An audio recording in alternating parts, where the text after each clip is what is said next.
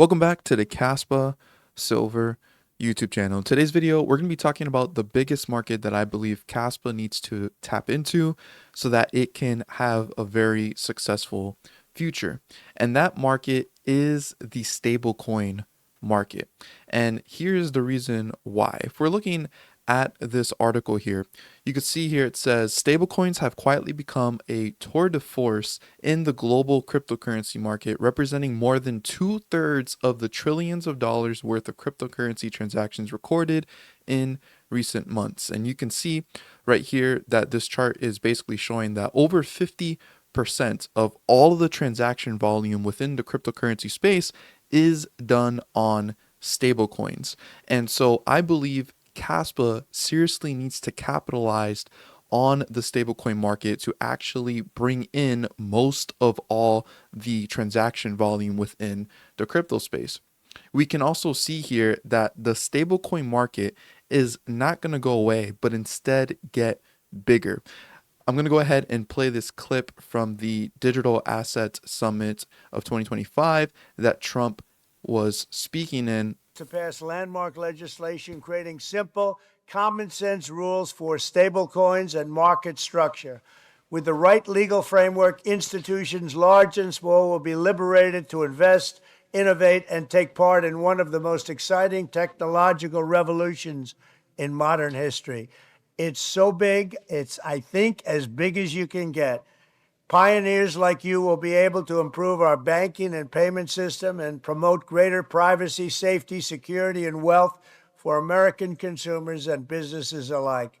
You will unleash an explosion of economic growth, and with the dollar-backed stablecoins, you'll help expand the dominance of the U.S. dollar, and many, many years to come, it'll be at the top, and that's where we want to keep it. We only want to keep it at the top, always.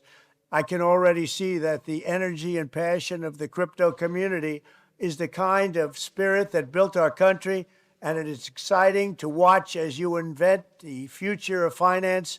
And right here, it's going to be right here in the USA, the good old USA. Together, we will make America the undisputed Bitcoin superpower and the crypto capital of the world. Thank you.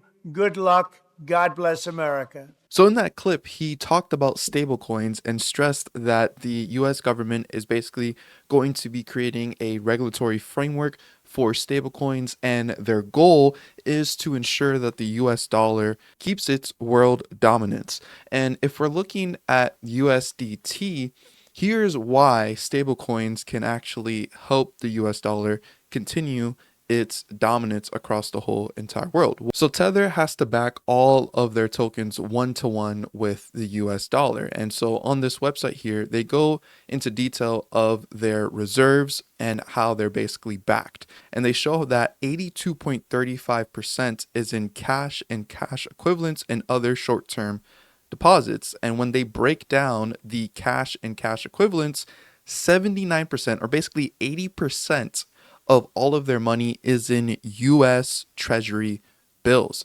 U.S. Treasury bills are a short-term U.S. government debt obligation backed by the Treasury Department with a maturity of 1 year or less. T-bills are usually sold in denominations of $100 and can reach a maximum denomination of $10 million. T-bill rates depend on interest rate expectations. Investors can buy T-bills in electronic form from Treasury Direct, the platform of the U.S. Treasury. So what is so important about stablecoins buying T-bills? Well, the US government has to ensure that people continuously buy T-bills to actually make sure that the government can function, because these T-bills provide liquidity for the US government to continue functioning.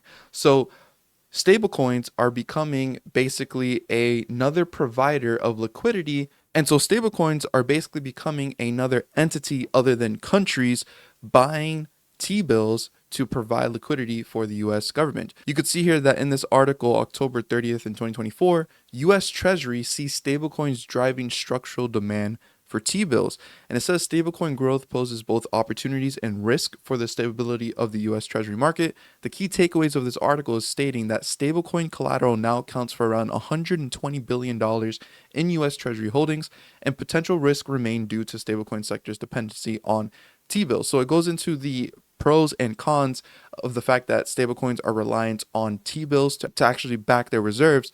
But at the end of the day, stablecoins is offering a brand new source of liquidity to be buying T-bills. So we basically covered why US-backed stablecoins are pretty much not going to go anywhere, and they're going to continue gaining dominance and just be the main source of transaction volume for the cryptocurrency market for the foreseeable future.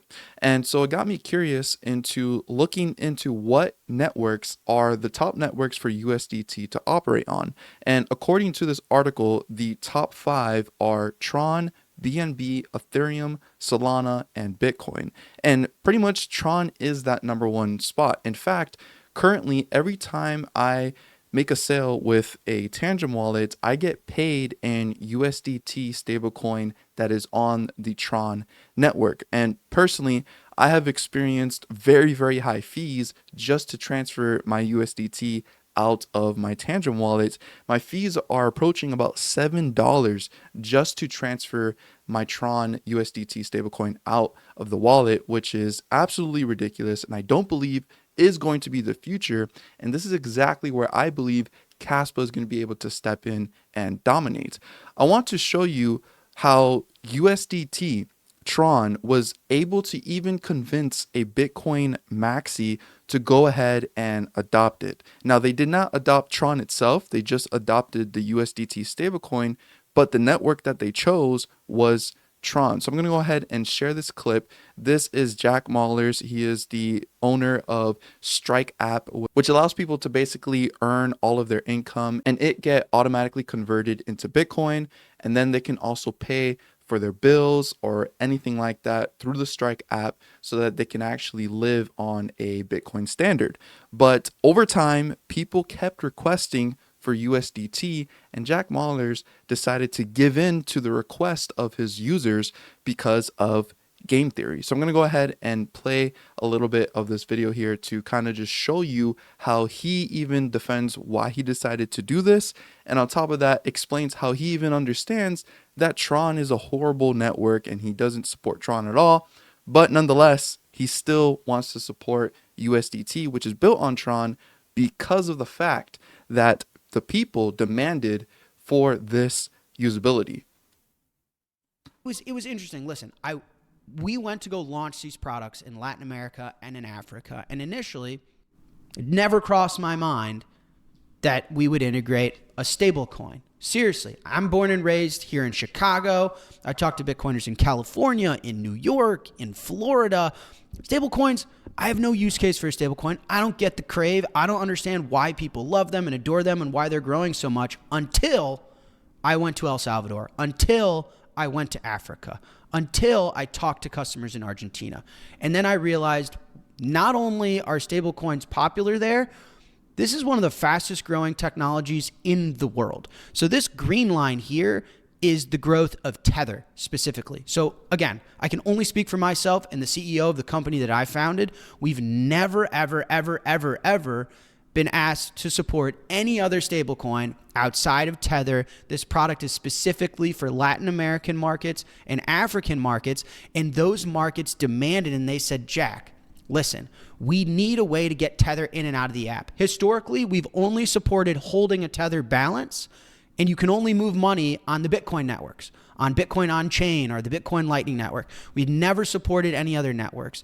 And our customers all over the world, and again, like I said, we're getting signups that are rivaling Europe, UK, in markets like Nigeria, in markets like Argentina. Tons of new users onto the platform, and they're desperate to get onto Strike because they don't want to use Binance. They don't want to use crypto.com. They love our products, but we were desperately missing this feature. One of the things I really wanted to address is the fact that we're supporting deposits and withdrawals on Tron, which is and to be clear, I still think is a violent coin. I screen grabbed this tweet. So this was May 22nd, 2023, I tweeted in a response to someone, I forget what they said, but I said, as far as supporting Tron, that's FUD. We only support making and receiving Bitcoin and Lightning payments. We don't support any other network. Not sure what you're talking about. Now, at the time, this was true. And this announcement totally contradicts what I just said back then. We clearly, I can't say this anymore. What am I doing? Why would I do this? So there you have it, a Bitcoin maxi just basically trying to explain why he's supporting a different network other than Bitcoin. And really what happened here is just game theory. And if you don't know what game theory is, it says game theory is a fundamental mechanism underlying blockchain technology. It is what allows cryptocurrencies such as Bitcoin to manage and divert disruptions to the network and ensure the reliability of distributed databases. So what is game theory? Broadly, game theory uses mathematics to model human paths of behavior within an interactive and dynamic environment. Put another way, game theory is the science of strategy that maps out the best path of play for agents to achieve a desired outcome or result. According to game theory, we see three core elements of any game: players, strategy, and the payoff. With these parameters, we can see games being played out across a broad range of human activities in the real world, allowing game theory to be applied to military tactics, politics, economics, evolutionary biology, and computer science. And so what is happening here is clearly game theory. People wanted USDT because they wanted to achieve a desired outcome, which is the fact that they wanted to onboard themselves into Bitcoin the best, fastest, easiest way possible. And that was through USDT on the Tron network. But guess what? Tron isn't actually the most cheapest way to do it. It also isn't really the most fastest way to do it either. And Kaspa, I believe, can easily take over Tron in the future in terms of being a USDT stablecoin network. When USDT stablecoin gets added onto Kaspa.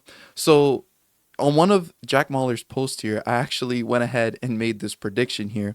And I said, Jack Mahler's will be adopting Kaspa eventually into Strike. Users demanded USDT and he wanted to please his users. He gave them USDT on Tron. Jack already knows how flawed a network like Tron is, but game theory happened here. Users don't care and still use it the most for stablecoins. Wait until Jack finds out that a proof of work system that has no pre-mine, no company, and no allocations to anyone is soon to be supporting stablecoins. The best layer 1 in the world in regards to technology backed by proof of work, confirms transactions in seconds, and can process 10 plus blocks per second. This is all on a fully decentralized proof of work system that is just as secure as Bitcoin. And I told him to study Kaspa because I believe that eventually, once Kaspa has stablecoins, Jack Mallers is going to make that switch. At one point, Jack is going to realize, why in the world am I supporting USDT on Tron when Kaspa exists? And not only does Kaspa exist, Kaspa follows a lot of the core principles and ideologies that I, as a Bitcoin maxi, like. And so, in my opinion, I think game theory is going to happen again. And eventually, we're going to see Jack Mallers and other players in the whole entire crypto space start using Kaspa instead of these other proof of stake cryptocurrencies, which if it was to just simply dethrone the Tron network, we're talking about Kaspa being valued over at least $22 billion and finally getting into the top 10 market cap.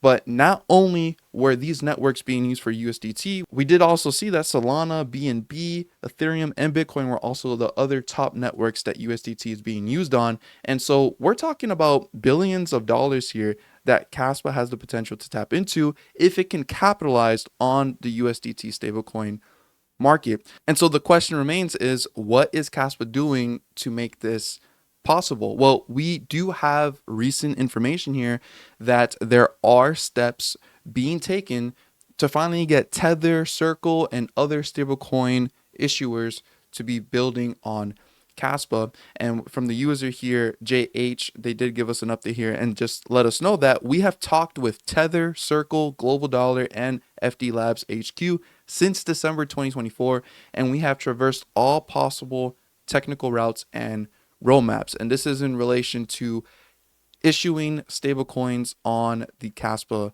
network itself. And so this is already well underway. The talks are well underway. And so pretty much it's just a matter of time before we can finally start seeing these products on Kaspa itself. And this user JH is simply someone who is a part of the Kaspa Ecosystem Foundation, which is a foundation that is providing funding, resources, and guidance, and it upholds impartial principles to support the Kaspa ecosystem and advance its mission of becoming a widely used currency for everyday transactions.